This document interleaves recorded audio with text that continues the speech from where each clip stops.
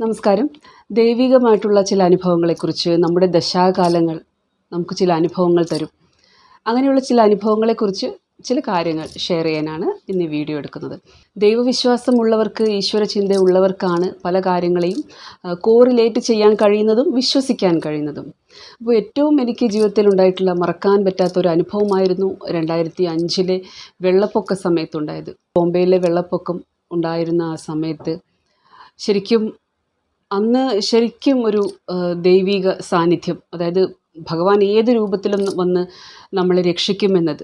അപ്പോൾ ആ ഒരു സമയത്ത് കൂടുതലായിട്ടും ഞങ്ങൾ താമസിക്കുന്ന വീടിനടുത്ത് കാളീക്ഷേത്രവും ഹനുമാൻജിയുടെ ക്ഷേത്രവുമാണ് ഏറ്റവും അടുത്ത് ഉണ്ടായിരുന്നത്. അപ്പോൾ ആ ഒരു സമയത്ത് സ്ഥിരമായിട്ട് കാളീക്ഷേത്രത്തിലും അതുപോലെ ഹനുമാൻജിയുടെ ക്ഷേത്രത്തിലും പോകുമായിരുന്നു. ആ കാലങ്ങളിൽ രാത്രി 9 മണിക്കാണ് ഹനുമാൻജിയുടെ ക്ഷേത്രത്തിൽ ആ ഒരു ദീപാരാധന നടന്നിരുന്നത്. ഇപ്പോൾ അതൊക്കെ മാറ്റി 6:30-7 മണിക്കാക്കി. പക്ഷെ അന്നൊക്കെ 9 മണിക്കായിരുന്നു. അപ്പോൾ ആ സമയത്ത് ജോലി കഴിഞ്ഞ് വരുന്ന എല്ലാവരും, ഏകദേശം ആൾക്കാരും ആ ഒരു അമ്പലത്തിലേക്ക് വരാറുണ്ട്. അപ്പോൾ എന്നെ സംബന്ധിച്ചിടത്തോളം ഞാനും ഫ്രഷായിട്ട് ആ ഒരു സമയത്ത് 9 മണിയാകുമ്പോഴത്തേക്ക് അവിടെ പോകും. അതേപോലെ തന്നെ കാളീക്ഷേത്രത്തിൽ 7 മണി 7:30 ഒക്കെ സമയത്താണ് അവിടുത്തെ ദീപാരാധന ഉണ്ടാവാറ്. അപ്പോൾ ഈ 2 സ്ഥലങ്ങളിലും ഒന്നിടവിട്ട് അങ്ങനെ സമയം കിട്ടുന്നതിനനുസരിച്ച് പോകാറുണ്ട്. അതുകൊണ്ട് തന്നെ നല്ല അനുഭവങ്ങൾ, ഒരു സംരക്ഷണം എന്നത് ഇവർ എനിക്ക് തന്നിരുന്നു. അപ്പോൾ ആൾക്കാരൊക്കെ പോയി കഴിഞ്ഞാലും ഹനുമാൻജിയുടെ അമ്പലത്തിൽ അവിടെ കുറച്ച് സ്റ്റെപ്സ് ഉണ്ടായിരുന്നു ആ സമയത്ത്. അപ്പോൾ അവിടെ ഇരിക്കുമായിരുന്നു. ആ സമയങ്ങളിൽ ഹസ്ബൻഡ് വരുന്നത് 11:30 ആകുമ്പോഴാണ്. അതുകൊണ്ട് ഇവിടെ വളരെ തിരക്കേറിയ സമയങ്ങളാണ്. നമുക്ക് പേടിക്കേണ്ട ഒരു ആവശ്യമില്ല. നമുക്കങ്ങനെ പുറത്തിറങ്ങി നടക്കാൻ പേടിക്കേണ്ടതില്ല. അപ്പോൾ അമ്പലത്തിൽ ഒരുപാട് സമയം ഇരിക്കുമായിരുന്നു. അപ്പോൾ എല്ലാവരും പോയി കഴിഞ്ഞാലും അമ്പലമൊക്കെ ക്ലീൻ ചെയ്ത് അത് അടയ്ക്കുന്നത് വരെ അവിടെ ഇരിക്കാറുണ്ടായിരുന്നു. അപ്പോൾ അത് ശരിക്കും ഹനുമാൻജിയുമായിട്ടുള്ള പലപ്പോഴും ഒരു സംഭാഷണമൊക്കെ നടക്കുന്ന ഒരു സമയമായിരുന്നു. രാഹുമഹാദശകാലം, അതിൻ്റെ ഒരുപാട് വേദനകൾ, ഒരുപാട് ബുദ്ധിമുട്ടുകൾ, ആ സമയത്ത് സംഘർഷങ്ങൾ, പ്രത്യേകിച്ച് ആഗ്രഹങ്ങളൊന്നും പറയാതെ വെറുതെ ഹനുമാൻജിയുമായിട്ടൊരു സംഭാഷണം നടത്തുന്നത് പോലെയുള്ള സമയങ്ങളായിരുന്നു. നല്ലൊരു ബോണ്ടിങ് സ്ഥാപിക്കാൻ കഴിഞ്ഞിട്ടുണ്ട് ഈ 2 ക്ഷേത്രങ്ങളുമായിട്ട്. ഇന്നും അത് തുടരുന്നുണ്ട്. എല്ലാ ദിവസവും മുടങ്ങാതെ രാമായണം വായിക്കുന്ന ഒരു പതിവും ആ സമയങ്ങളിലുണ്ടായിരുന്നു. 2014 ആയപ്പോഴാണ് ഡെയിലിയുള്ള രാമായണം വായന എൻ്റെത് നിന്നു പോയത്. ജോലി തിരക്കുകൾ കാരണം, കുട്ടികളുടെ പഠിപ്പൊക്കെ കാരണം, അങ്ങനെയൊക്കെ പറയാമെങ്കിലും അത് നിന്നുപോയി. പക്ഷേ അത്രയും ഒരു അടുപ്പമായിരുന്നു. അതിലേറ്റവും പ്രിയപ്പെട്ട ഭാഗം എന്നതും ആ സുന്ദരകാന്ഡം തന്നെയായിരുന്നു. അപ്പോൾ വീണ്ടും വീണ്ടും ഹനുമാൻജിയുടെ ഭാഗങ്ങളാണ് വായിക്കുന്നതും. സമയം കിട്ടുമ്പോഴൊക്കെ വെറുതെ അത് വായിക്കുക. പ്രത്യേകിച്ച് ആവശ്യങ്ങളൊന്നും ആവശ്യപ്പെടാറില്ല. പ്രത്യേകിച്ച് ഇന്ന കാര്യങ്ങൾ നടക്കണമെന്നൊന്നും എവിടെ പോയിട്ടും ആവശ്യപ്പെടാറില്ല. അവിടെ വെറുതെ ആ ഒരു സാന്നിധ്യം അറിയുക, ആ ഒരു എനർജി അറിയുക എന്നാണ് കൂടുതലായിട്ടും. ഇതുപോലെയുള്ളൊരു സ്പിരിച്വൽ അറിവുകളൊന്നും അന്ന് ഇല്ലതാനും. അന്ന് വെറുതെ നിഷ്കളങ്കമായിട്ടുള്ള ഭക്തി മാത്രമേ ഉണ്ടായിരുന്നുള്ളൂ. പറഞ്ഞു വരുന്നത് ആ ഹനുമാൻജി ആ വെള്ളപ്പൊക്ക സമയത്ത് രക്ഷിച്ച ഒരു കാര്യത്തെ പറ്റിയാണ്. അപ്പോൾ ചുറ്റും വെള്ളമാണ്, ഏത് വഴിക്കും ഒരു വാഹനവുമില്ല. അപ്പോൾ ഞാൻ എൻ്റെ കമ്പ്യൂട്ടർ ക്ലാസ്സിൽ നിന്ന് ഇറങ്ങിയിട്ട് പുറത്തേക്ക് വന്നപ്പോൾ ഓട്ടോറിക്ഷയോ കാര്യങ്ങളോ ഒന്നുമില്ല. അപ്പോൾ ഇറങ്ങുമ്പോഴും എല്ലാവരും പറഞ്ഞു തിരിച്ചു വരും, എന്തായാലും പോയിട്ട്, ഞങ്ങളാരും ഇന്ന് പോകാൻ പോകുന്നില്ല, എല്ലാം ബ്ലോക്ക്ഡാണ്, എവിടെയും വഴികളില്ല എന്ന് പറഞ്ഞു. അപ്പോൾ മോള് ബേബി സിറ്റിങ്ങിൽ ഇരിക്കുന്നത് കൊണ്ട് അവളുടെ അച്ഛൻ എന്തായാലും വളരെ ദൂരെയാണ് പോയിരിക്കുന്നത്. അപ്പോൾ അദ്ദേഹത്തിന് ഒരിക്കലും എത്താൻ പറ്റില്ല. പക്ഷെ അത് മനസ്സിലൊരു ഇതായിരുന്നു, എങ്ങനെ കുട്ടി ഒറ്റയ്ക്ക് വിടും, അവിടെ എന്താണ് സംഭവിച്ചതെന്നും അറിയില്ല. അപ്പോൾ അങ്ങനത്തെ ഒരു സിറ്റുവേഷനിൽ വളരെയധികം അവിടെ നിന്ന് ഓടിപ്പിടിച്ച് പുറത്തേക്ക് വരുമായിരുന്നു. അപ്പോൾ ശരിക്കും ഒരു ഓട്ടോറിക്ഷയോ ഒരു വാഹനമോ ഒന്നുമില്ല. അപൂർവം 1-2 ആൾക്കാർ അങ്ങനെ പോയതുപോലെയുള്ളൊരു ഓർമ്മയെ എനിക്കുള്ളൂ. ആ സമയത്ത് റോഡരികിൽ നിന്നിട്ട് ഞാനിങ്ങനെ ഹനുമാൻജിയെ വിചാരിക്കുകയായിരുന്നു. അപ്പോൾ ആ സമയത്ത് എന്ത് ചെയ്യണമെന്നറിയാതെ അങ്ങനെ റോഡരികിൽ നിൽക്കുമായിരുന്നു. ഇങ്ങനെ വിവരങ്ങൾ ആൾക്കാർ വഴി അറിയുന്നതല്ലാതെ ഒരു വ്യക്തമായിട്ട് ഏതൊക്കെ ഭാഗങ്ങൾ മുങ്ങിപ്പോയിട്ടുണ്ടോ എന്നും അറിയില്ലായിരുന്നു. കാരണം വരുമ്പോൾ നല്ല മഴയുണ്ടെങ്കിലും എന്താണ് എവിടെ എന്തൊക്കെയാണ് സംഭവിച്ചതെന്നതിനെ പറ്റി വലിയ ഐഡിയ ഇല്ലായിരുന്നു. പക്ഷെ റോഡരികിൽ അങ്ങനെ നിൽക്കുകയാണ്, പ്രതീക്ഷയുമില്ല, പ്രത്യേകിച്ച് ഒന്നും ചിന്തകളില്ല. ആ സമയത്ത് ഹനുമാൻജി ഇങ്ങനെ മനസ്സിൽ വരികയാണ്. അപ്പോൾ മനസ്സിലങ്ങനെ ഹനുമാൻജിയോട് സംസാരിക്കുകയാണ്. വലിയ വലിയ സമുദ്രങ്ങളൊക്കെ മറികടന്ന് പോകാനുള്ള കഴിവ് അങ്ങേക്കുണ്ടല്ലോ. 3 വയസ്സ് പ്രായമുള്ള കുട്ടിയെപ്പറ്റി ഞാൻ അങ്ങനെ ഹനുമാൻജിയോട് ദിവസവും അങ്ങനെ രാമായണം വായിക്കുന്നതുകൊണ്ട് കുറേയൊക്കെ വരികൾ അങ്ങനെ അറിയാം. അതായത് കുറേ പ്രത്യേകിച്ച് സുന്ദരകാണ്ഡമൊക്കെ വായിക്കുന്നുണ്ട് കുറേയൊക്കെ അങ്ങനെ അറിയാമായിരുന്നു ആ സമയത്ത്. ഇപ്പോൾ ഒന്നും ഓർമ്മയില്ല. പക്ഷേ ഒരുപാട് വരികൾ അറിയാമായിരുന്നു. അങ്ങനെ ഓരോ വരികളും ഓർമ്മയുള്ള വരികളൊക്കെ അങ്ങനെ പറയുകയാണ്. അതുപോലെ നമ്മുടെ മനസ്സിൽ ആ രംഗങ്ങളൊക്കെ വരികയാണ്. ആ സമുദ്ര ലംഘനവും കാര്യങ്ങളും ഒക്കെ. എവിടെ നിന്നെന്നറിയില്ല ഒരു ഓട്ടോറിക്ഷക്കാരൻ മുന്നിൽ വന്ന് നിൽക്കുകയുണ്ടായി. എന്തൊരു ഇത്രയും മഴ പെയ്യുന്ന ഒരു സമയത്ത്, അതായത് ഒരു ശബ്ദം വരെ നമുക്ക് ഒരാൾ അടുത്ത് നിന്ന് സംസാരിച്ചാൽ കേൾക്കാൻ പറ്റില്ല, അത്രയ്ക്കും മഴയാണ്. അതുപോലെ സമയത്ത് എല്ലാ റോഡുകളും അടഞ്ഞിരിക്കുകയാണ്, എവിടെയും ഒരു വാഹനവും ഓടുന്നില്ല എന്നാണ് പിന്നീട് അറിഞ്ഞത്. അപ്പോൾ ആ സമയത്ത് ശരിക്കും വളരെ നിഷ്കളങ്കമായിട്ടുള്ളൊരു ഭക്തിയായിരുന്നു. ഇതുപോലെ എന്താ പറയുക, ഇതുപോലെ ഓരോ കർമ്മത്തിൻ്റെ ഫലത്തെക്കുറിച്ചോ ഗ്രഹങ്ങളെക്കുറിച്ചോ അല്ലെങ്കിൽ വളരെ ഡീറ്റെയിൽ ആയിട്ടുള്ളൊരു ഭഗവത്ഗീതയുടെ അധ്യയനമോ ഒന്നും അറിയില്ല. സാധാരണ രീതിയിൽ ഒരു ഗീത വായിക്കുക, അതായത് കർമ്മം ചെയ്യണം എന്നുള്ള ഒരു കാര്യമല്ലാതെ അതിൻ്റെ ഡീറ്റെയിലിങ്ങിനെ ഒന്നും പറ്റി അറിയാത്തൊരു പ്രായവും. അതുപോലെ ആ ഒരു നിഷ്കളങ്കമായിട്ടുള്ള ഭക്തിയായിരുന്നു. ഒന്നും ആവശ്യപ്പെടില്ല എന്നതാണ് എപ്പോഴും ഒരു കാര്യം. ഒന്നും ആവശ്യപ്പെടാറില്ലായിരുന്നു. പക്ഷെ ആ സമയത്ത് ഞാൻ വിളിക്കുകയുണ്ടായി. അതായത് എന്താണ് ഇനി ചെയ്യേണ്ടത് എന്നുള്ളൊരു ചിന്തയാണ് മനസ്സിൽ വന്നത്. അപ്പോൾ ഈ ഓട്ടോറിക്ഷക്കാരൻ വന്നിട്ട് ഭയങ്കര സന്തോഷമാണ് അദ്ദേഹത്തിന്. എനിക്ക് പെട്ടെന്ന് അത്ഭുതം തോന്നി. അയാൾ നിർത്തുകയും ചെയ്തു. ഞാൻ കൈ കാണിക്കുകയോ വിളിക്കുകയോ ഒന്നും ചെയ്തില്ല. ആ മഴയത്ത്, ആ കോരിച്ചൊരുന്ന മഴയത്ത് സ്പീഡിൽ അങ്ങനെ വന്ന് മുന്നിൽ നിൽക്കുകയാണ്. ഭയങ്കര ചിരിയാണ്. ഞാനും വിചാരിച്ചു, എല്ലാവരും പരിഭ്രമിക്കുന്ന ഈ ഒരു സമയത്ത് എങ്ങനെയാണ് ഒരാൾക്ക് ഇങ്ങനെ ചിരിച്ച്, കുറച്ച് പ്രായം തോന്നുന്ന ഒരു ഓട്ടോറിക്ഷക്കാരനാണ്. എന്നിട്ട് പറഞ്ഞു, കയറിയിരിക്കൂ, എവിടെ പോകേണ്ടതെന്ന് ചോദിച്ചു. ആരെങ്കിലും വിളിച്ചാൽ അങ്ങനെ പോകാനോ ആരുടെയെങ്കിലും കൂടെ പോകാനോ ഭയങ്കര വേണ്ടാത്ത സംശയമൊക്കെയാണ്. പ്രത്യേകിച്ച് അങ്ങനെ ഒരു ഫാമിലി ബാക്ക്ഗ്രൗണ്ട് കൂടിയാണ് പോലീസുകാരും പട്ടാളക്കാരൊക്കെയാണ് വീട്ടിലുള്ളത്. അതുകൊണ്ട് തന്നെ സംശയബുദ്ധിയോടെയാണ് പല കാര്യങ്ങളെയും ആ ഒരു സമയങ്ങളിലൊക്കെ നോക്കിക്കണ്ടതും. പക്ഷെ എന്നാലും ഈ മനുഷ്യൻ വിളിക്കുമ്പോൾ ഞാനിങ്ങനെ പറഞ്ഞു, എനിക്ക് ഇന്ന സ്ഥലത്തേക്ക് പോകണം. എന്നിട്ട് ആ മനുഷ്യൻ പിന്നെയും എന്നെ കളിയാക്കിക്കൊണ്ട് ചോദിക്കുകയാണ്, എവിടേക്കാണ് ഇറങ്ങിയത്, എങ്ങോട്ടാണ് പോകണമെന്ന് വിചാരിച്ചിരിക്കുന്നത്. ആ സ്ഥലത്തേക്കൊന്നും എത്താനായിട്ട് ഒരു വഴിയുമില്ല, എല്ലാം അടഞ്ഞു കിടക്കുകയാണ്, എല്ലായിടത്തും വെള്ളമാണ്, പോകാനൊരു വഴിയില്ല. അപ്പോൾ ഞാൻ കാര്യം പറയുകയുണ്ടായി, കുട്ടിയുടെ കാര്യം പറയുകയുണ്ടായി. അപ്പോൾ പറഞ്ഞു, കയറിയിരിക്കൂ, ഞാൻ വേറൊരു വഴിയുണ്ട്, ഞാൻ കൊണ്ടുവിടാം. അവിടെ നിന്ന് കുറച്ച് വെള്ളത്തിലൂടെ നടക്കേണ്ടി വരും. അവിടെ ആൾക്കാരുണ്ട് കൈപിടിച്ച് കടത്താനായിട്ട്. അവർ കൈപിടിച്ച് കടത്തും, എന്നിട്ട് വീട്ടിലേക്കുള്ള വഴി കാണിച്ചു തരും. നിങ്ങൾ പോയിക്കോളൂ, ഞാൻ അവിടെ വരെ കൊണ്ടുവിടാം. അപ്പോൾ എനിക്കിവിടെ വന്നിട്ട് വലിയ പരിചയമൊന്നുമില്ല. 2003 വന്നതാണ്, 2005 ഈ സംഭവം. അപ്പോൾ എനിക്ക് ഈ ലൊക്കേഷനും കാര്യങ്ങളൊന്നും വലിയ ഒരു പിടിയില്ല. ഞാൻ ജോലി ചെയ്യുന്നു വരുന്നു എന്നല്ലാതെ എനിക്ക് വേറെ എവിടെയും പോയൊരു പരിചയമോ ഒരുപാട് വഴികളെക്കുറിച്ചുള്ള ഐഡിയയോ ഒന്നുമില്ല. എവിടെയെങ്കിലും പോകുന്നത് ഓട്ടോറിക്ഷയിലാണെന്ന് മാത്രം, അല്ലാതെ ഒരു ഐഡിയയും ഇല്ല എങ്ങനെ പോകണം എന്നുള്ള. അതുപോലെ ഒരുപാട് ആൾക്കാരെ പരിചയമോ അങ്ങനെ കൂടുതൽ സുഹൃത്തുക്കളോ ഒന്നുമില്ല. അപ്പോൾ എന്ത് കൽപ്പിച്ചിട്ടാണ് ഇങ്ങനെ എല്ലാവരെയും സംശയിക്കുന്ന ഞാൻ ആ മനുഷ്യൻ്റെ കൂടെ കയറി പുറപ്പെട്ടതെന്ന് എനിക്കും അറിയില്ല. എന്തോ അതൊരു എന്താ പറയുക, ദൈവികമായിട്ടുള്ളൊരു വിളിയാണ്. അത് ശരിക്കും ഹനുമാൻജി തന്നെയാണെന്ന് ഞാൻ വിശ്വസിക്കുന്നു. പിന്നീടാണ് അറിഞ്ഞത് എല്ലാ വഴികളും ബ്ലോക്കായിരുന്നു, അങ്ങനൊരു വഴി ഉണ്ടായിരുന്നില്ല എവിടെയും ഒരു വാഹനം ഓടിക്കാനായിട്ട് എന്ന് പറഞ്ഞത്. അപ്പോൾ എനിക്ക് ഞങ്ങളുടെ വീട്ടിലേക്ക് എത്താനുള്ള എല്ലാ ലൊക്കേഷനും നേരത്തെ ഹസ്ബൻഡ് പറഞ്ഞു തന്നിട്ടുണ്ട്. അപ്പോൾ ആ വഴികളെല്ലാം വെള്ളം നിറഞ്ഞ് നിൽക്കുകയാണെന്നുള്ളത് പിന്നീട് അറിഞ്ഞു. പിന്നീട് ടി വിയിലും കാര്യങ്ങളിലൊക്കെ കണ്ടു. പക്ഷേ ഇദ്ദേഹം അതിൽ ഞാൻ കയറിയിരിക്കുമ്പോഴും പാട്ട് പാടിക്കൊണ്ട് വളരെയധികം സന്തോഷത്തോടു കൂടി തലയൊക്കെ ആട്ടിക്കൊണ്ടൊക്കെയാണ് ഈ വണ്ടി ഓടിക്കുന്നതും. എന്നോട് ചോദിച്ചു, എന്താ പ്രാർത്ഥിക്കുന്നത് എന്ന് ചോദിച്ചു. അപ്പോൾ ആ സമയങ്ങളിൽ ഞാൻ ഹനുമാൻ ചാലിസ വായിക്കാറുണ്ടായിരുന്നു. അപ്പം അന്ന് പുസ്തകം നോക്കി വായിക്കുകയാണ്, അത് ബൈഹാർട്ടൊന്നും അറിയില്ല. അതിലെ അറിയാവുന്ന വരികളൊക്കെയാണ് അങ്ങനെ മനസ്സിൽ വരുന്നത്, ഓർമ്മയുള്ള വരികളൊക്കെ. അതൊക്കെ തെറ്റിക്കൊണ്ടൊക്കെയാണ് പറയുന്നത്. അപ്പോഴാണ് ഇദ്ദേഹം ചോദിക്കുന്നത്, എന്താണ് പ്രാർത്ഥിക്കുന്നത്, എന്താണ് ഇങ്ങനെ ചിന്തിച്ചുകൊണ്ടിരിക്കുന്നത്, ഞാൻ അവിടെ എത്തിക്കാം, അവിടെ നിന്ന് ഞാൻ താഴേക്ക് ഇറക്കി വിടാം എന്നൊക്കെ പറഞ്ഞു. എന്നിട്ട് ഒരു സ്ഥലത്ത് കൊണ്ടിറക്കി, വളരെ ഉയരം കൂടിയൊരു സ്ഥലമാണ്.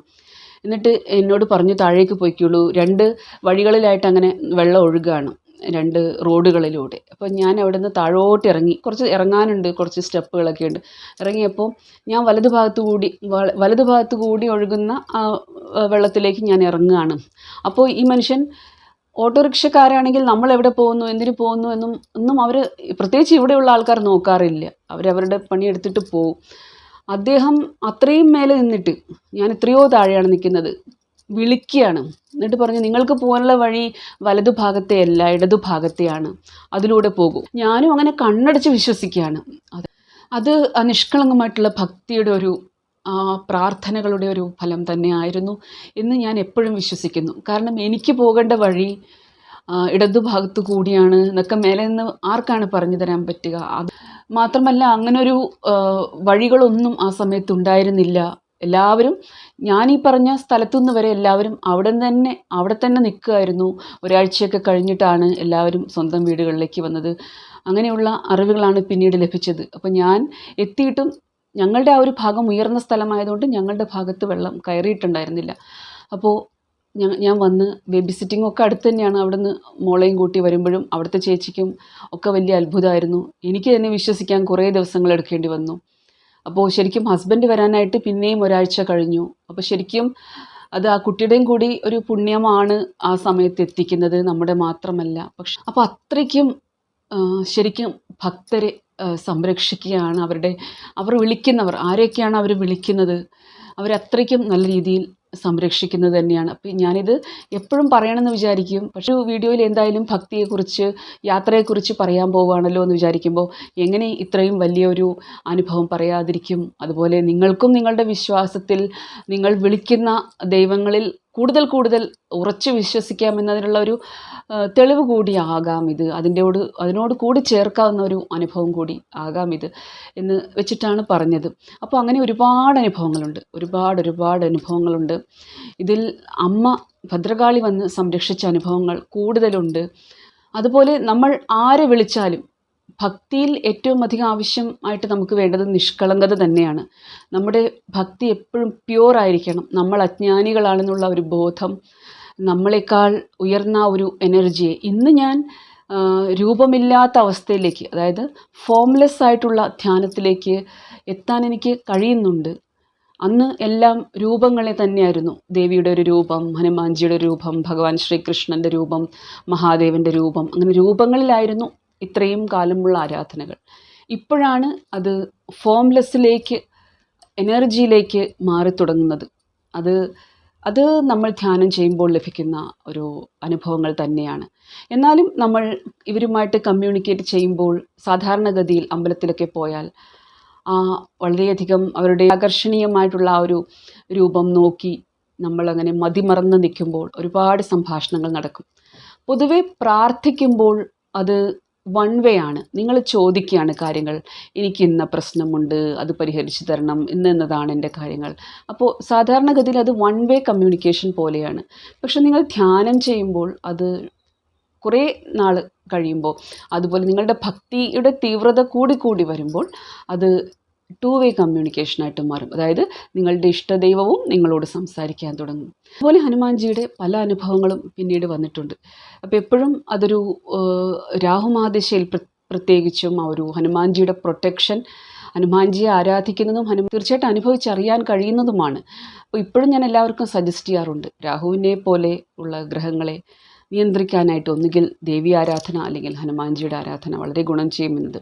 അപ്പോൾ ഇത് രണ്ടും ശത്രുക്കളെ നശിപ്പിക്കാനായിട്ട് നല്ല മാർഗങ്ങളാണ്.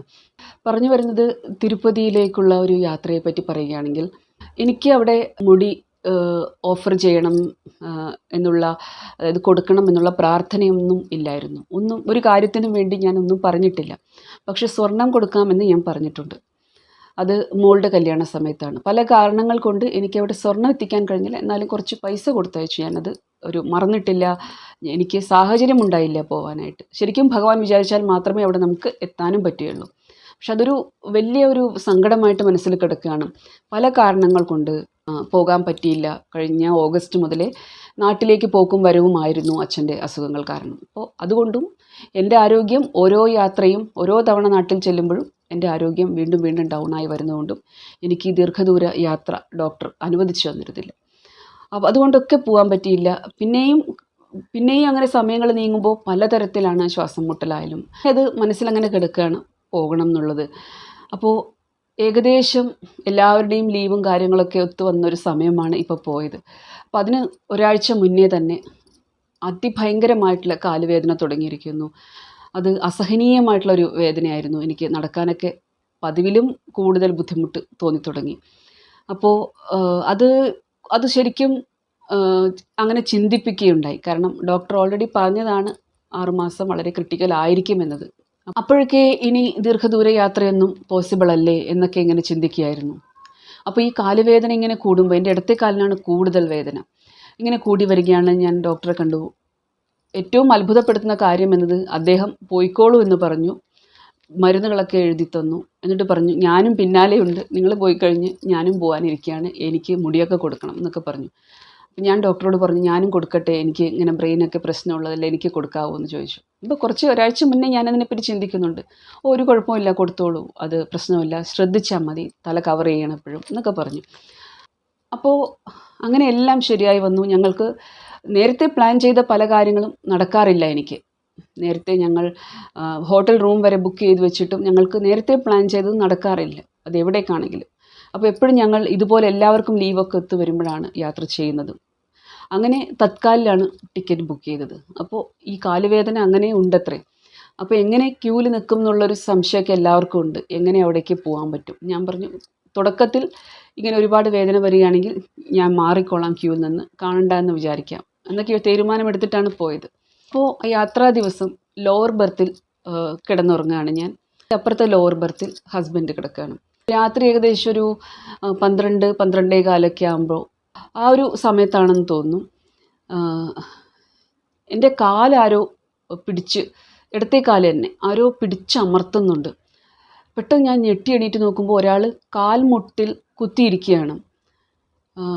മുഷിഞ്ഞ വസ്ത്രമൊക്കെ ഇട്ടിട്ട്, എന്നാൽ ആ മുഖം ഒരു പ്രസന്ന മുഖവുമാണ്. പക്ഷെ ഇതൊന്നുമല്ല ഞാൻ അന്നേരം ശ്രദ്ധിച്ചത്. ഞാൻ പെട്ടെന്ന് ഒച്ചയുണ്ടാക്കി എന്തൊക്കെയോ പറഞ്ഞു എന്നാണ് എല്ലാവരും പറയുന്നത്. ലോവർ ബർത്തിലുണ്ടായിരുന്ന ഹസ്ബൻഡും എണീറ്റ് അയാളെ പിടിച്ചടിക്കാൻ തുടങ്ങി. അപ്പം ഞങ്ങളെല്ലാവരും, ഞാനും വിചാരിച്ചിരിക്കുന്നത് എൻ്റെ വലത് ഭാഗത്ത് ഞാൻ വെച്ച എൻ്റെ ബാഗ് എടുക്കാനായിരിക്കും അയാൾ നോക്കുന്നത്. പക്ഷെ കാലമർത്തുമ്പോഴാണ് അറിഞ്ഞത് മോഷ്ടിക്കാൻ വന്നതാണെന്ന്. അയാളുടെ ഭാര്യ ഓടി വന്നു. അവരൊരു പാവം സ്ത്രീയാണ് കാണാൻ, ഒന്നും കൊണ്ടുപോയില്ലല്ലോ എന്ന് പറഞ്ഞു. പക്ഷെ ഈ രണ്ട് പേരും കുറച്ച് പാവങ്ങളാണ് കാണാൻ. അങ്ങനെ ഒരു ദുഷ്ട മനസ്സുണ്ടെന്ന് തോന്നുന്നില്ല, ഒരു മോഷ്ടാവാണെന്ന് തോന്നുന്നില്ല. പക്ഷേ മദ്യപിച്ചിട്ടുണ്ട് എന്നുള്ളൊരു തോന്നൽ എല്ലാവർക്കും ഉണ്ടായി. ഒരു 2-3 ആളൊക്കെ അപ്പുറത്തും ഇപ്പുറത്തുമൊക്കെ ഓടി വരികയും ചെയ്തു. ഇവരെങ്ങനെ പോയി? പക്ഷെ അതൊരു മായയിലകപ്പെട്ടു പോലുള്ളൊരു സിറ്റുവേഷനാണ് അത്. ഞാൻ ശരിക്കും അതിനുശേഷം നമ്മളതിനെപ്പറ്റി ചിന്തിക്കുമല്ലോ, ആ സമയത്തെക്കുറിച്ച് ചിന്തിക്കുമ്പോൾ തീർച്ചയായിട്ടും കുറേ ദിവസങ്ങളായിട്ട് ഇങ്ങനെ കാലഭൈരവൻ്റെ ഒരു സങ്കല്പം വരികയായിരുന്നു. ദിവസങ്ങളായിട്ട് അങ്ങനെ കാലഭൈരവനെ പറ്റി, മഹാദേവനെ പറ്റി അങ്ങനെ ചിന്തകൾ വന്നുകൊണ്ടിരിക്കുന്നുണ്ട്. വേദനകൾ ഉണ്ടാകുമ്പോഴും, അതായത് ഇനിയും കർത്തവ്യങ്ങളുണ്ട്, ഇനിയും സൊസൈറ്റിക്ക് കൊടുക്കാനുണ്ട്. എന്തിനാണ് വന്നത് എന്നത് അതിൽ പലതും പൂർത്തിയാക്കാനുണ്ട്. അതെല്ലാം സമൂഹത്തോടുള്ളതാണ്. പ്രത്യേകിച്ച് സമൂഹത്തിന് ജ്ഞാനം പകർന്ന്, അതായത് ധാർമ്മികമായിട്ടുള്ള ചില കാര്യങ്ങൾ സമൂഹത്തിന് പറഞ്ഞു കൊടുക്കേണ്ടുന്ന ഉത്തരവാദിത്വം, അത് ഒരു അധ്യാപകനെ പോലെ അത് അധ്യാപകർക്കുള്ളതാണ് പൊതുവെ. അങ്ങനെ ഒരു കർമ്മമുണ്ട് എന്നുള്ള അത് കൂടുതലായിട്ടും അതിലേക്ക് പോകേണ്ട സമയമായിരിക്കുന്നു എന്നുള്ളൊരു ഉൾവിളി എപ്പോഴുമുണ്ട്. അപ്പോൾ ഈ മനുഷ്യൻ എൻ്റെ കാല് പിടിച്ച് തൊട്ടേ പിന്നെ എനിക്ക് കാല് വേദനയ്ക്ക് കുറേ ആശ്വാസമായി. അതിനെപ്പറ്റി ഞാൻ ചിന്തിക്കാൻ തുടങ്ങി. ആ സമയം ഏകദേശം ഞാൻ അതിനെപ്പറ്റി ഒന്ന് നോക്കുകയൊക്കെ ചെയ്തു. അപ്പോഴും അത് ഒരു മോഷണ ഉദ്ദേശമോ ഒന്നും ആയിരുന്നില്ല. അയാൾ എന്നെ അമ്മ എന്ന് പറഞ്ഞാണ് അയാൾ എന്നെ വിളിക്കുകയും ചെയ്തിരുന്നത്. അപ്പോൾ പിന്നെ കുറച്ച് കഴിയുമ്പോൾ അവരെ കാണുന്നുണ്ടായിരുന്നില്ല. എല്ലാവരും ഉറങ്ങിക്കഴിഞ്ഞിട്ടും രാവിലെ ആകുമ്പോഴത്തേക്കും അവരെ കാണുന്നുണ്ടായിരുന്നില്ല. അപ്പോൾ അതൊരു വലിയ ഒരു അനുഭവം തന്നെയായിരുന്നു. കാരണം ആ 2 മണിക്കൂർ ക്യൂവിലാണെങ്കിലും എനിക്ക് കാലുവേദന ഇല്ലാതെ നിൽക്കാൻ പറ്റി അവിടെ. വളരെ പെട്ടെന്ന് 2 മണിക്കൂർ വളരെ പെട്ടെന്ന് പോയി കിട്ടി എന്നതും ഒരു അത്ഭുതം തന്നെയായിരുന്നു. എല്ലാം നേരത്തെ റൂം ബുക്ക് ചെയ്യുകയോ ഒന്നും ഉണ്ടായിരുന്നില്ല. അതൊരു ഭഗവാൻ വിളിച്ചിട്ട് കൊണ്ടുപോകുന്നത് പോലെ ഒരിതായിരുന്നു. അങ്ങനെ അതുമാത്രമല്ല, എവിടെയും പോകുമ്പോൾ ഭഗവാന് കൊടുക്കാനുള്ള സ്വർണം വാങ്ങാൻ പോകുമ്പോഴും അവിടുത്തെ ജ്വല്ലറിക്കാരനും പറഞ്ഞത്, നിങ്ങൾ പോയിട്ടുള്ള പിറ്റേ ദിവസത്തേക്ക് ബുക്ക് ചെയ്ത് വെച്ചിരിക്കുകയാണ്. അതുപോലെ ഡോക്ടറും അങ്ങനെ പറഞ്ഞു. അപ്പോൾ എല്ലാം ശരിക്കും ഒരു നല്ല നിമിത്തമായിട്ട് എനിക്ക് തോന്നി. അപ്പോൾ വളരെ നല്ല അനുഭവമായിരുന്നു അവിടെ പോയിട്ട്. അപ്പോൾ അതുപോലെ ഏറ്റവും ആദ്യം നമ്മൾ അവിടെ പോകേണ്ടത് പത്മാവതി അമ്മയുടെ അമ്പലത്തിലാണ്. പിന്നീട് വരാഹസ്വാമിയെ കാണണം. മുടി കൊടുക്കാൻ ഉദ്ദേശിക്കുന്നുണ്ടെങ്കിൽ മുടി കൊടുത്തിട്ട് പുഷ്കരണി നദിയിൽ സ്നാനം ചെയ്തിട്ട് വേണം ബാലാജിയെ, തിരുപ്പതി ബാലാജി ഭഗവാനെ കാണാനായിട്ട്. അതാണ് അതിൻ്റെ ഒരു എന്താ പറയുക, അതിൻ്റെ ഒരു വിധി എന്നത്. അപ്പോൾ ഇതെല്ലാം കൂടി ഒരു ദിവസം എന്നെക്കൊണ്ട് പറ്റില്ല എന്ന് എനിക്കറിയാവുന്നതുകൊണ്ട് തലേന്ന് ഞങ്ങൾ പത്മാവതി അമ്മയെ കാണാൻ പോയി വൈകുന്നേരം. വളരെ നല്ല നിമിത്തങ്ങളായിരുന്നു. നമ്മളവിടെ കയറുന്ന സമയത്ത് തന്നെ ഗജരാജനെ കണ്ടു, ഒരു ആനയെ നന്നായിട്ട് അണിയിച്ചൊരുക്കിയ ഒരു ആനയെ കണ്ടു. അത് വളരെ നല്ല ലക്ഷണമാണ്, വ്യാഴത്തിനെ സൂചിപ്പിക്കുന്നതാണ്. അതുപോലെ ചെറുതായിട്ട് മഴ പെയ്തു. ഞങ്ങൾക്കാർക്കും പിന്നീട് നല്ല മഴയായിരുന്നു, ഞങ്ങൾക്കാർക്കും ജലദോഷം ഒന്നും വന്നില്ല. ആരുടെ അടുത്തും കുടയും കാര്യങ്ങളൊന്നും ഉണ്ടായിരുന്നില്ല. വളരെ നല്ല ദർശനം അമ്മയുടേത് കിട്ടി.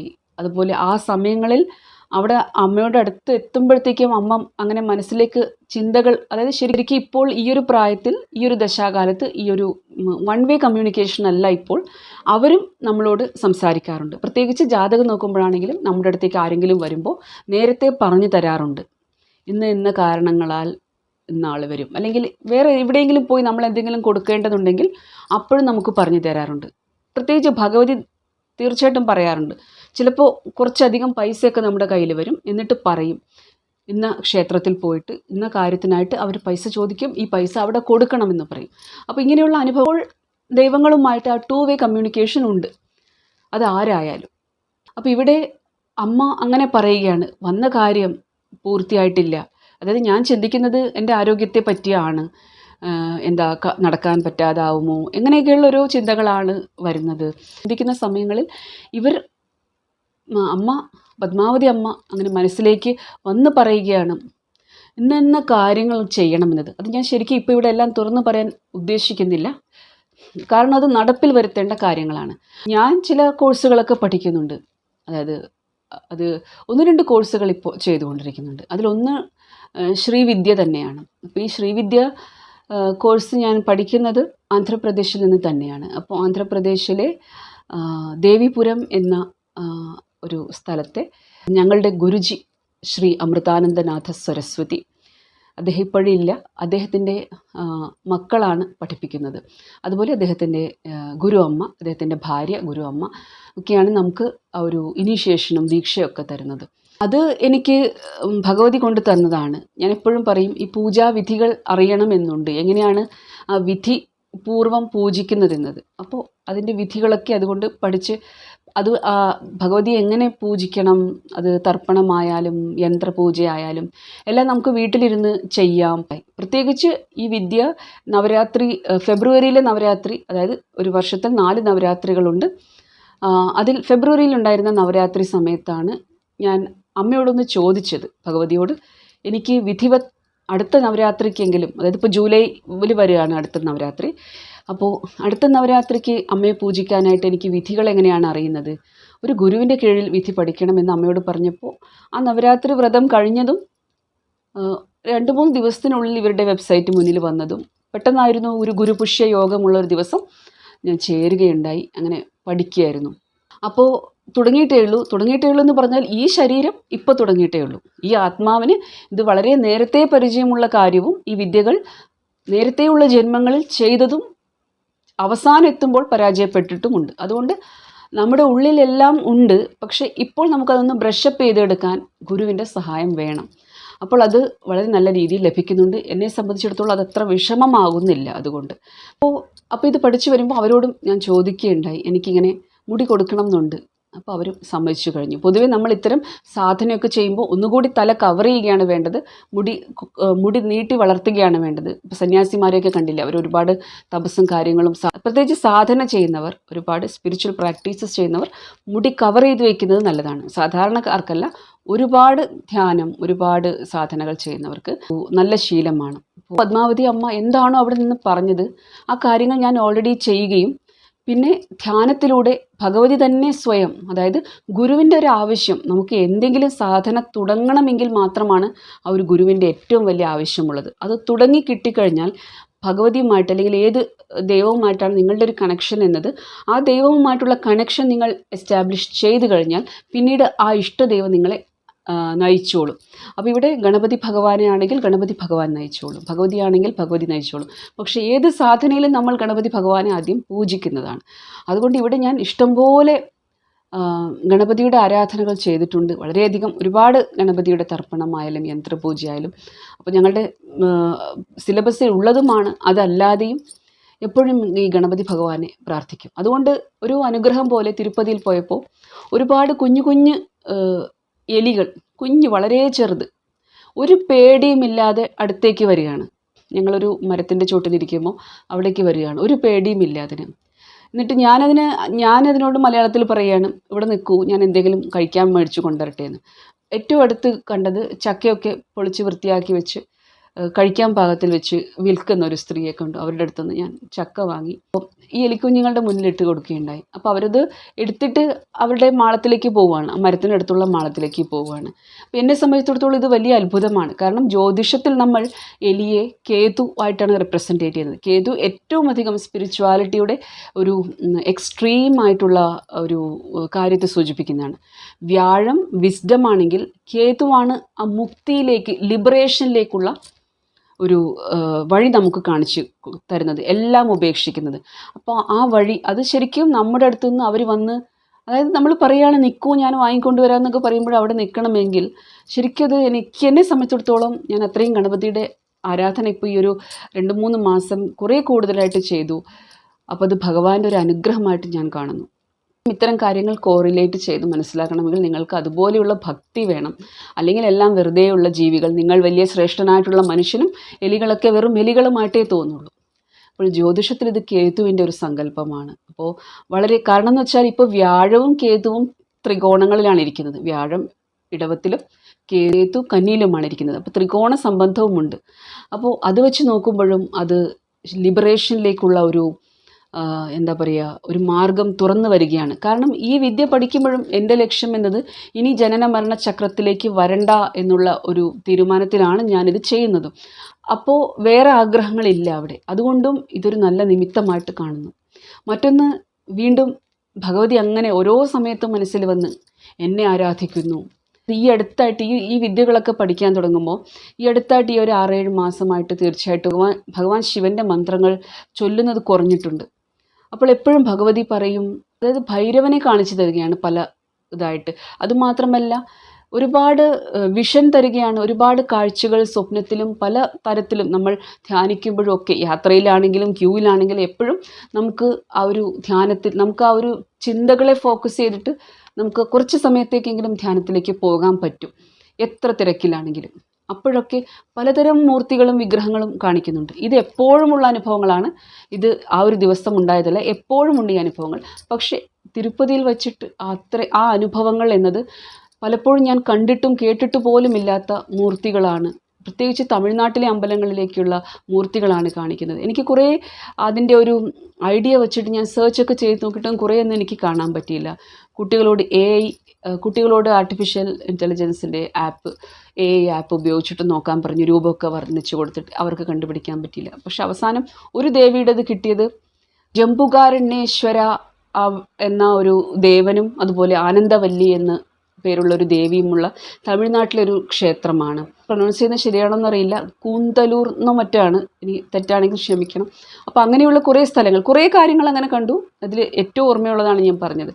അപ്പോൾ ഇങ്ങനെ കുറേ വിഷൻസും കാണിച്ചു തന്നിരിക്കുന്നു, അതിൻ്റെയൊക്കെ പ്രത്യേകതകളും ഒക്കെ ഇങ്ങനെ കാണിച്ചു തരികയാണ്. അത് പലതും പാസ്റ്റ് ലൈഫ് കാണിച്ചു തരികയാണ്. അപ്പോൾ അങ്ങനത്തെ അനുഭവങ്ങളൊക്കെ ഉണ്ടായി. പ്രത്യേകിച്ച് തമിഴ്നാട്ടിൽ ഒരു തവണയേ പോയിട്ടുള്ളൂ.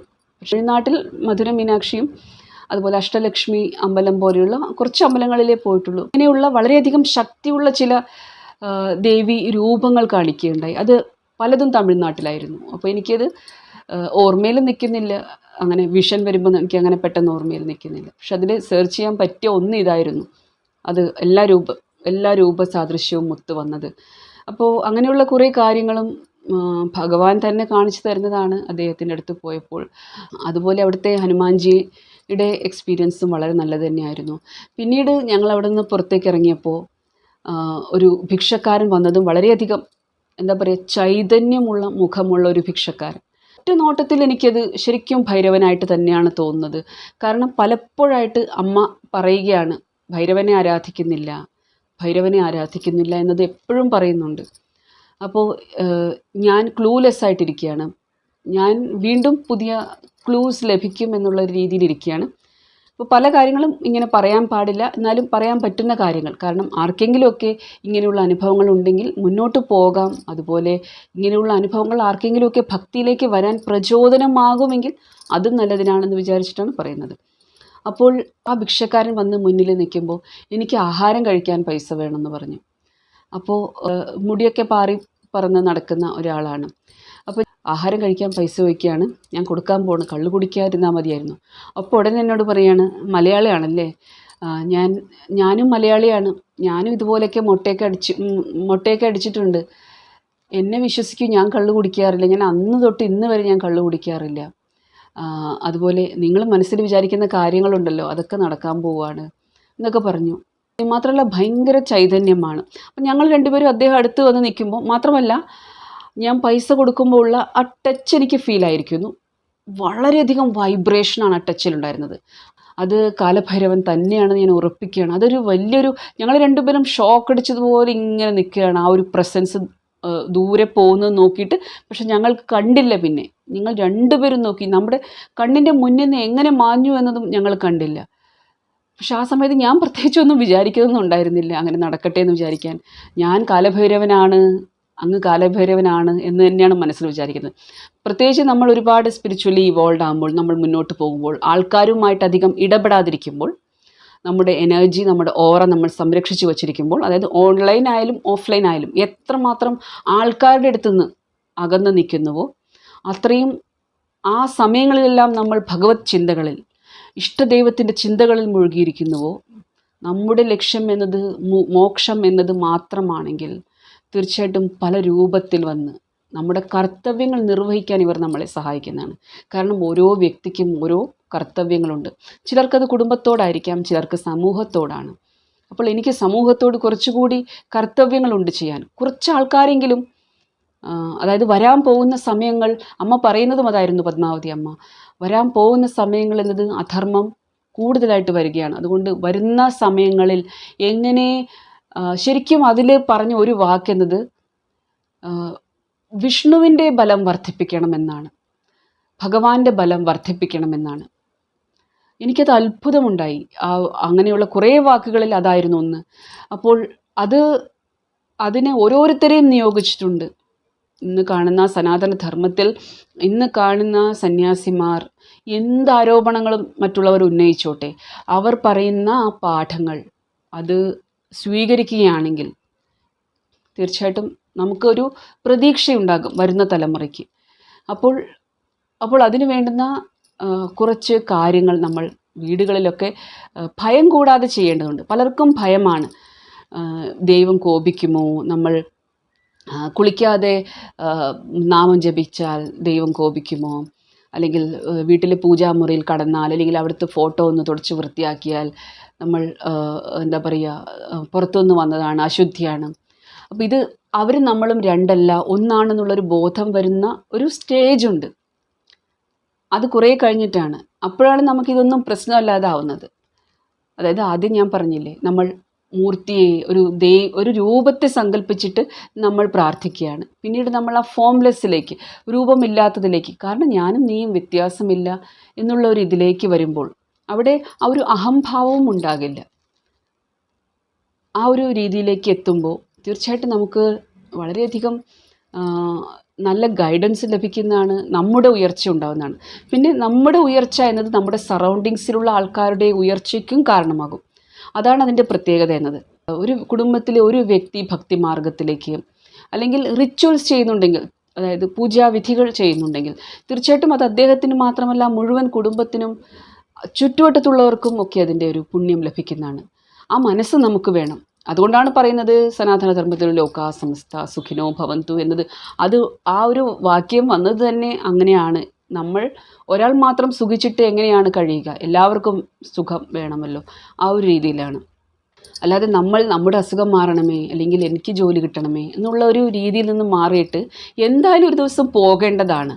പക്ഷെ ആ പോകുന്നതിന് മുന്നേ നമ്മൾ എന്തൊക്കെ നമുക്ക് ചെയ്യാനുണ്ട് കർത്തവ്യങ്ങൾ, അപ്പോൾ അത് പൂർത്തിയാക്കാൻ ഉള്ള ഒരു സഹായം, നമ്മൾ ഭക്തി നമുക്കുണ്ടെങ്കിൽ നമ്മുടെ ഇഷ്ടദൈവം നമ്മളെ സഹായിക്കുന്നതാണ്. അപ്പോൾ കുറച്ച് അനുഭവങ്ങളാണ് ഈ വീഡിയോയിലൂടെ ഷെയർ ചെയ്തത്. ക്ഷമയോടെ ഇതുവരെ കേട്ടതിന് ഒരുപാട് നന്ദി, ഇതുവരെ വീഡിയോ കണ്ടതിന് ഒരുപാട് നന്ദി. നിങ്ങളെനിക്ക് തരുന്ന സ്നേഹത്തിനും സപ്പോർട്ടിനും ഒരുപാട് നന്ദിയുണ്ട്. ഇനിയും നിങ്ങളുടെ സഹകരണം പ്രതീക്ഷിക്കുന്നു. ചാനൽ ഇതുവരെ സബ്സ്ക്രൈബ് ചെയ്യാത്തവരാണെങ്കിൽ ചാനൽ സബ്സ്ക്രൈബ് ചെയ്ത് കാണുക. Thank you so much for watching the video. ഓം നമഃ ശിവായ.